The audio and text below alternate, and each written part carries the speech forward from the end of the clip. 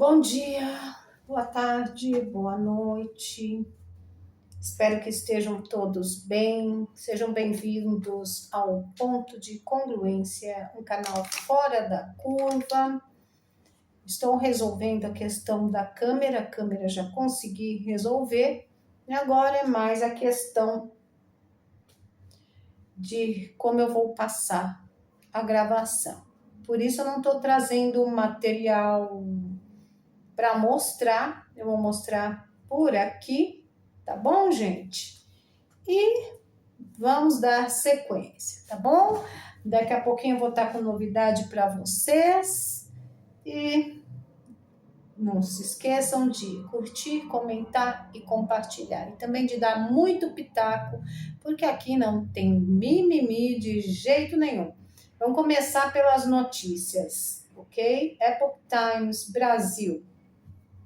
Estados Unidos em audiência do Congresso e estava tendo a tradução simultânea, tá? Amanhã eu vou trazer, porque o Paulo Figueiredo hoje foi ouvido pelo Congresso americano sobre repressão transnacional.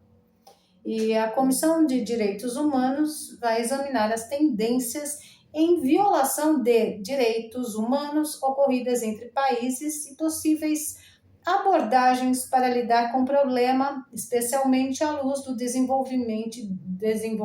desenvolvimentos, desde a última audiência da comissão em fevereiro de 2024.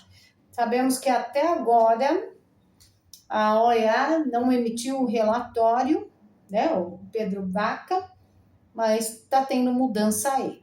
Tanto o descondenado quanto o Trump é que pode decidir quem que vai ser indicado. São novas vagas, e o novo presidente vai ser definido por um dos dois. Vamos torcer para que o lado certo ganhe, né? Porque quem fala muito em democracia é quem mais viola a democracia. Uma outra notícia aqui que chegou é a seguinte. Essa aqui veio de manhã, tá? Trump diz que Irã e Israel violaram cessar-fogo e exige que Netanyahu não volte a bombardear Teherã. Não estou feliz com Israel, não estou feliz com o Irã também. Mas realmente não estou feliz com Israel, afirmou o presidente norte-americano ao embarcar para a cúpula da OTAN em Haia. Na noite desta terça-feira, Israel tem de se acalmar, tem o que fazer Israel se acalmar. Israel não lance suas bombas. Se fizer isso, será uma grande violação. Traga seus pilotos para casa agora. Trump escreveu hoje na Truth Social. Logo após, escreveu: Israel não vai atacar o Irã. Todos os aviões darão meia volta e voltarão para casa, enquanto fazem um amigável aceno de avião para o Irã. Ninguém se machucará, o cessar-fogo está em vigor. Seguido de: o Irã jamais reconstruirá suas instalações nucleares. Vamos ver, né, gente? Tomara que isso tenha tido um fim. Agora, gente, eu vou comentar. Não vou comentar nada do 8 de janeiro, nem sobre a Erika Hilton. 8 de janeiro é amanhã, um dia de falar só sobre 8 de janeiro. Tá bom, gente? Bom, a figurinha aqui, já manjada, né? Que a gente há tempos atrás admirava. Aconteceu o seguinte hoje. Em notória decadência e sem credibilidade, Bonner solta toda a sua ira contra as redes sociais, gente. Pois é, gente. Que tristeza, né? Vamos ver.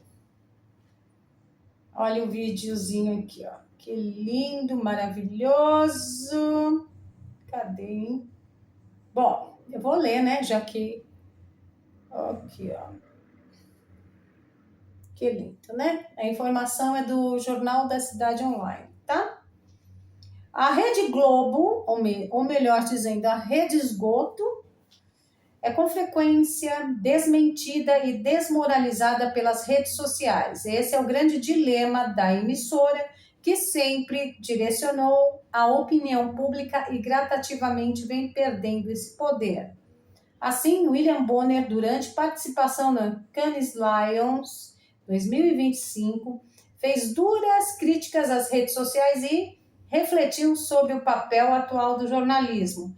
O Jornal Nacional caminha para ter o pior ano de audiência de toda a sua história. Esse é o grande problema. Ok?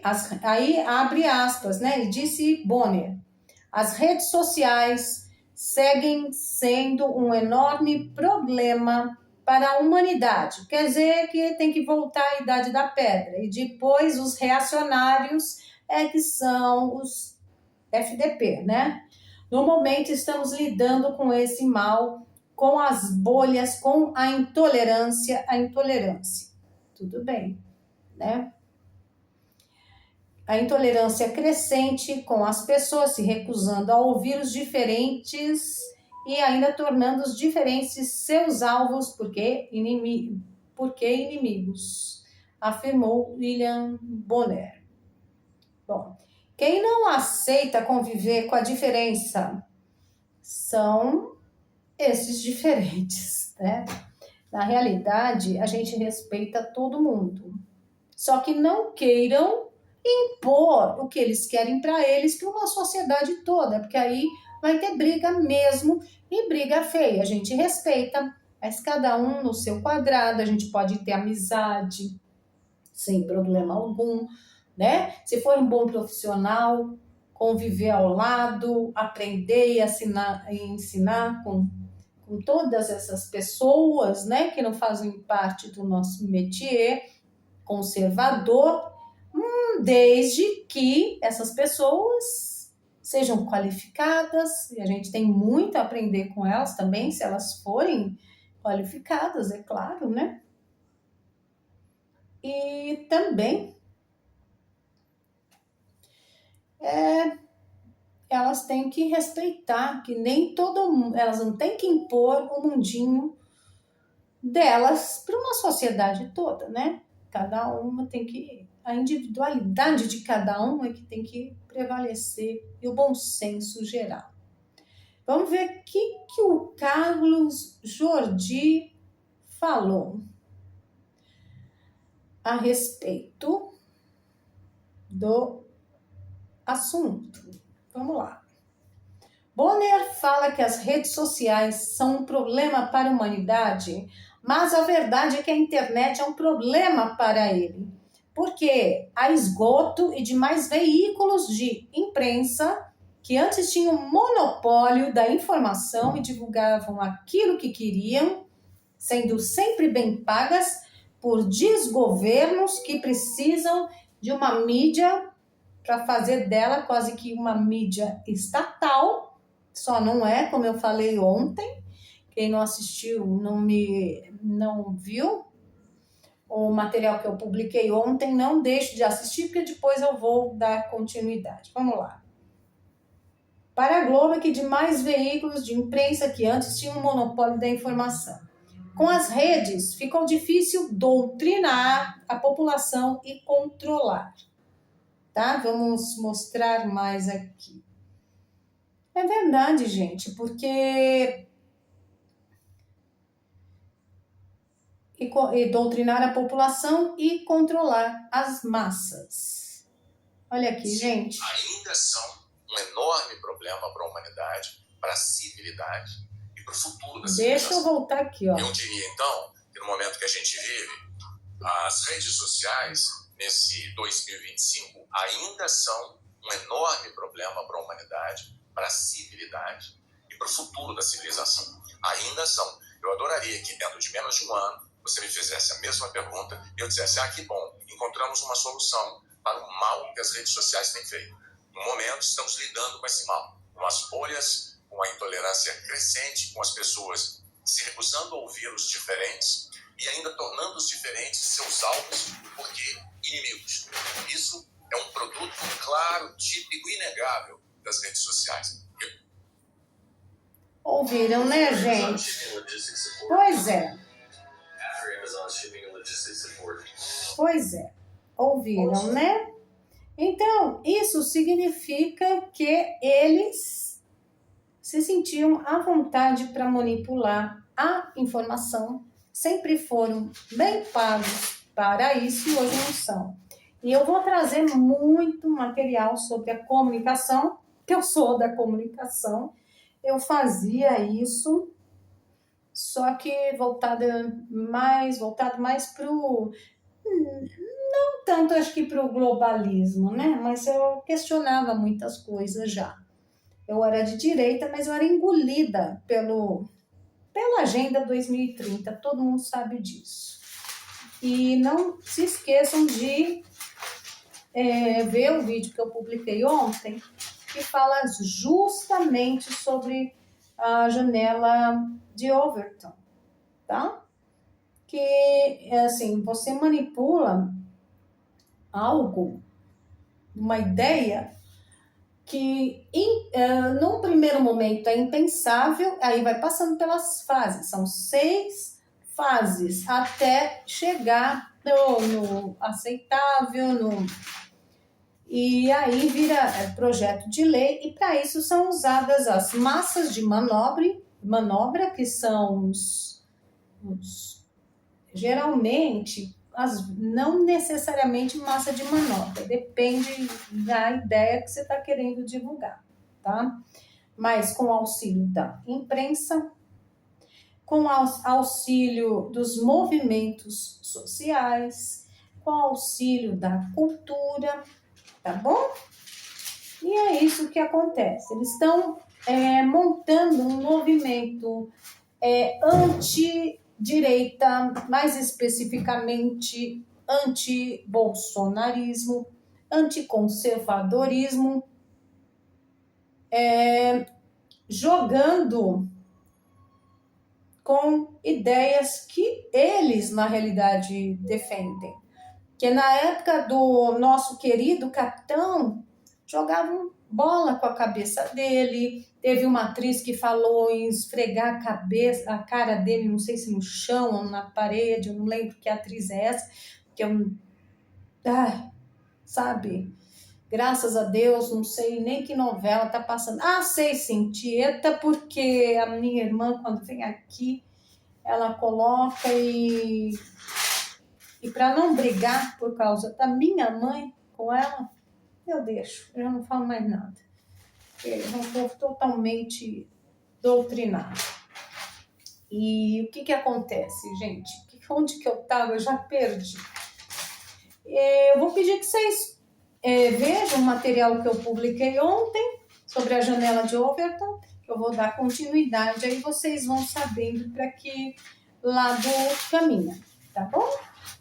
Então, quer dizer que o discurso de ódio, a intolerância está do lado deles, não do lado nosso, porque a gente jamais vai deixar de comprar, por exemplo, na mão de um homossexual, de um transexual, entendeu?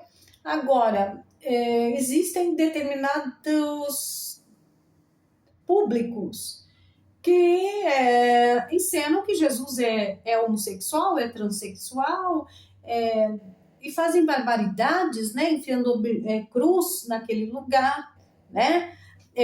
Colocando vela, assim, não, isso não, porque assiste quem quer, né, gente, vela, mas, por exemplo, assim, que blasfemam contra a fé alheia. Então, se isso for respeitado, cada um faz com a rosquinha o que bem entender. O problema é de quem faz, quem quer ser desse lado quem quer ser daquele lado também, o problema é dele. E assim caminha a humanidade. Mas a gente tem que ter o bom senso de respeitar. Coisa que uma minoria de minoria não faz. Porque eu conheço diversos homossexuais, conheço transexuais que falam para mim, eu não tenho que impor a minha vontade para os outros. Acabou. São pessoas extremamente dignas, entendeu? Agora, a questão religiosa não se discute. Porque, primeiro, porque ninguém é Deus para julgar ninguém. Segundo, que os valores morais de Deus são tão altos que eu não mereço tanta misericórdia que ele tem, entendeu? Talvez a salvação não seja nem para mim. Essa é a verdade, né? Então a gente não pode saber o que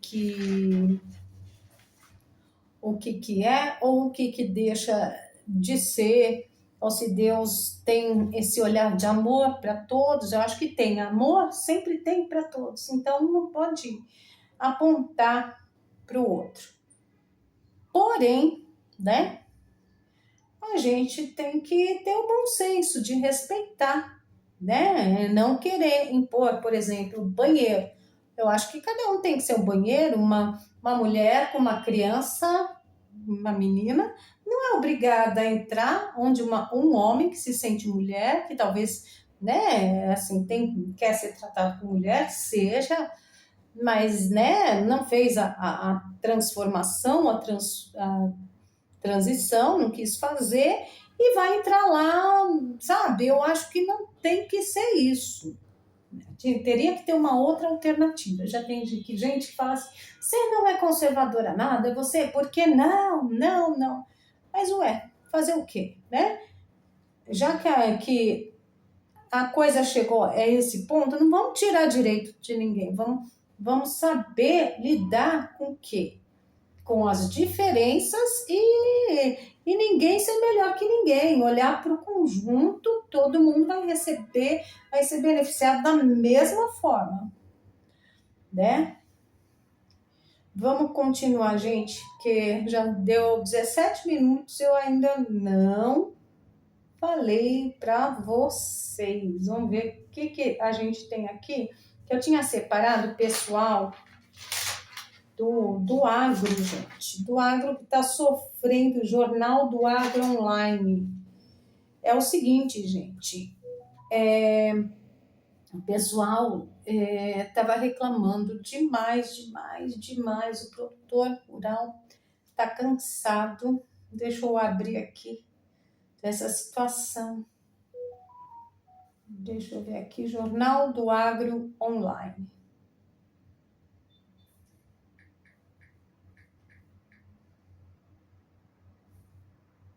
Olha aqui, gente.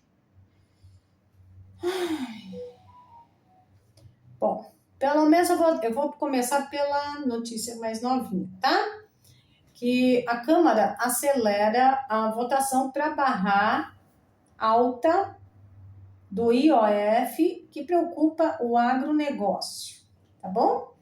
A Câmara dos Deputados aprovou o projeto de decreto legislativo 314/2025, apresentado pelo deputado Zuco, do PL Rio Grande do Sul, líder da oposição, tá bom? Que visa... Eu vou ler a matéria por completo. Vamos lá. A proposta busca sustar os efeitos do decreto do governo federal que aumentou as alíquotas do imposto sobre operações financeiras em operações de crédito, afetando diretamente o setor produtivo. Com urgência aprovada, o projeto poderá ser votado diretamente no plenário, já tinha separado isso para vocês, tá? Sem passar pelas comissões da casa. Ok, gente? É que eu ia colocar foto bonitinho, mas não deu, porque eu tive que resolver a questão de melhorar a qualidade e não consegui configurar tudo, mas vou configurar essa semana aqui ainda. A medida é vista como essencial por especialistas do setor. Para Marcelo Winter, advogado especializado em direito do agronegócio e professor no INSPER, a nova tributação gera instabilidade e pode desorganizar o planejamento financeiro das cadeias produtivas. Abre aspas. O produtor precisa de previsibilidade. A alta repentina no IOF encarece o crédito, eleva o custo de produção, impacta o volume de investimentos. Isso afeta diretamente a capacidade do campo de manter produtividade e competitividade. Fecha aspas, afirmou. Segundo o Winter, o maior impacto recai sobre pequenos e médios produtores, mais dependentes de financiamentos e menos preparados para lidar com oscilações nos custos financeiros. Abre aspas, com crédito mais caro, muitos podem deixar de acessar recursos para custos e investimento, o que compete desde a compra de insumos até a adoção de novas tecnologias, explicou. Ele também critica o objetivo do governo com a medida. Abre aspas. Esse aumento não visa fomentar investimento público, mas sim cobrir gastos e equilibrar o caixa. Isso penaliza quem produz e exporta, disse. A crítica também vem do presidente da AproSoja Brasil, Maurício Buffon. Para ele, a tentativa de tributar em até 5% operações como os CRAs, Certificados de Recebíveis do Agronegócio, fundamentais para o financiamento do setor, é um ataque direto à sustentabilidade da atividade agrícola. Já estamos trabalhando com juros de mercado entre 15% e 20% ao ano. A proposta do governo ameaça encarecer ainda mais o crédito. É insustentável, afirmou. Buffon ressalta que o IOF não tem relação com o Plano Safra, cujos recursos vêm de fontes específicas como o BNDES e fundos constitucionais. O país sempre operou sem essa tributação. Dizer que a revogação do novo IOF criaria um rombo fiscal não é coerente. O que precisamos é enxugar o Estado, não tributar ainda mais quem trabalha e produz, defendeu Buffon. A mobilização da bancada ruralista foi fundamental para a aprovação do regime de urgência e a expectativa agora é de uma votação rápida que possa barrar o avanço do decreto. A proposta tem ganhado apoio de entidades do agro que veem na suspensão do aumento do IOF uma forma de proteger a previsibilidade e a competitividade do campo brasileiro. Eu vou sempre trazer notícias do agro, tá bom? Porque eu acho que o nosso agro sofre demais. Eu tinha separado uma outra também, mas eu vi aqui uma matéria mais... é muita tristeza. Bom, só um resuminho agora, tá? Vocês sabem que no sul tá caindo um pé d'água triste, né? E a gente tem que orar muito por esse povo, que já basta o que sofreu. Chuvas castigam produtores gaúchos e afetam culturas de inverno. É o que se esperava com tanta chuva, né, gente? As fortes chuvas que atingem o Rio Grande do Sul têm provocado uma nova onda de prejuízos no campo. E é muito triste, né? Eu tenho uma notícia aqui do dia 17, eu estava acompanhando o grupo da paralisação do agro e dos caminhoneiros sem querer sair. É porque eu também vejo, às vezes, um comentário um pouco mais radical e eu não gosto muito. E acho que assim eu apertei rápido para não me meter em confusão, né, por causa da Gestapo, e acabou que eu acho que eu saí mesmo de vez. A matéria é essa aqui, ó, gente. Ó. SOS Agro Rio Grande do Sul. Alerta para alta de impostos e ameaça ao prato do brasileiro. Depois eu vou trazer. Agora, eu vou trazer qual que é, eu só vou ler o primeiro e segundo, os primeiros 2 parágrafos, tá bom, gente? Porto Alegre, 17 de junho de 2025. O movimento SOS Agro Rio Grande do Sul, liderado pela FAMURIS, com um S mudo, que é Rio Grande do Sul, RS, reuniu prefeitos, parlamentares e entidades do setor primário em um encontro suprapartidário para denunciar os riscos que as novas medidas fiscais representam para a agroindústria gaúcha. O grupo alerta que decretos federais e a medida provisória 1303 podem elevar os custos de produção, prejudicar pequenos produtores e encarecer os alimentos que chegam à mesa do consumidor.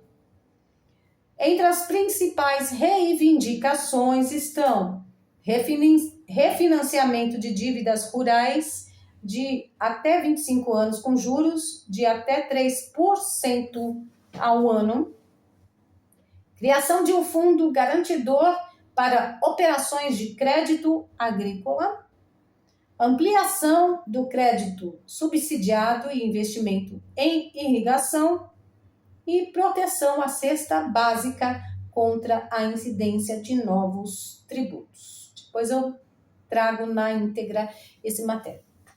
Pois é, gente, o agro está sofrendo demais. E, infelizmente, tá aí, né? Tá aí esse desgoverno esbanjando e colocando no lombo de quem produz, para variar, né, gente? Porque senão não teria lógica, né? E agora, para finalizar,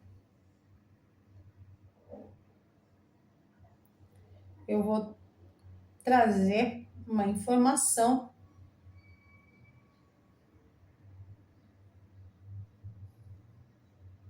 não é Erika Hilton, pelo amor de Deus, não.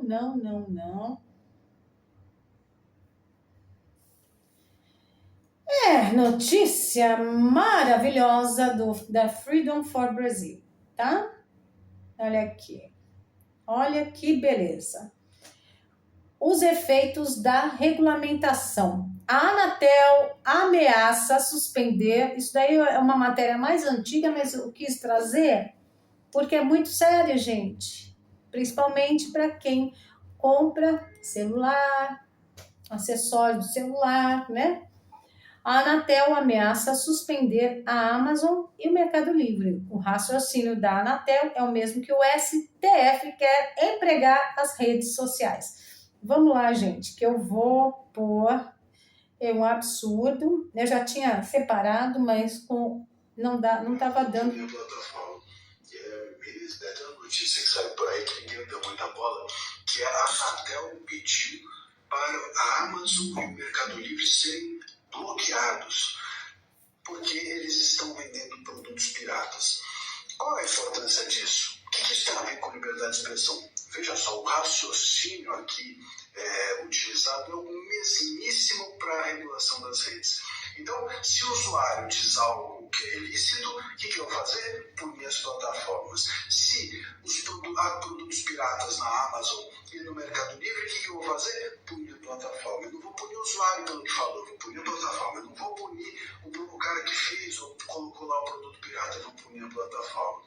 É a mesma forma de lidar com isso. A gente vai expulsando do país as plataformas, o X, o Instagram, a Amazon, o Mercado Livre. Ninguém vai ficar num país onde você pode a qualquer tempo ser suspenso. Qual é a segurança jurídica que você tem de montar uma estrutura dentro do país e poder ser bloqueado porque alguém colocou um produto pirata na tua plataforma, ou porque houve uma falha, um erro, seja o que for, do usuário que falou, do produto que foi posto lá.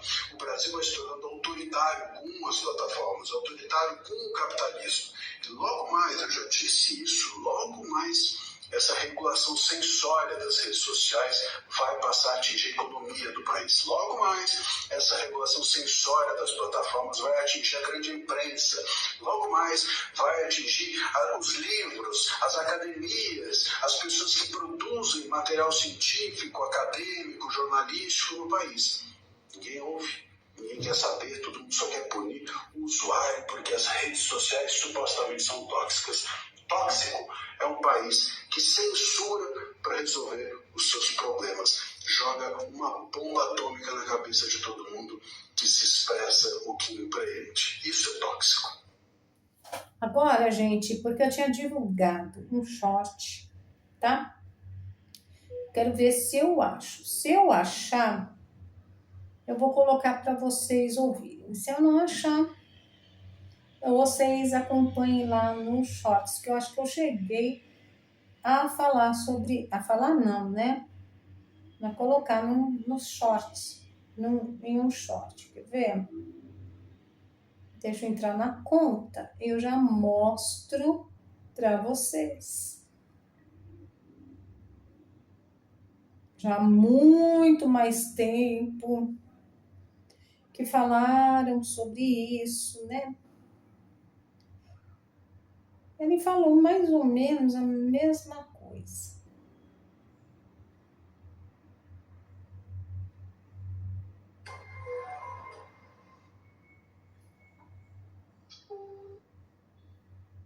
A sociedade... Não, engraçado que eu não encontrei. Mas foi uma coisa assim que é muito grave também. Foi muito grave. Eu achei que eu tivesse publicado, mas não publiquei, não. Bom, eu vou encerrando por aqui. A gente se encontra amanhã com o material do 8 de janeiro. E eu confesso que vai chegando terça-feira, eu já fico meio chateada.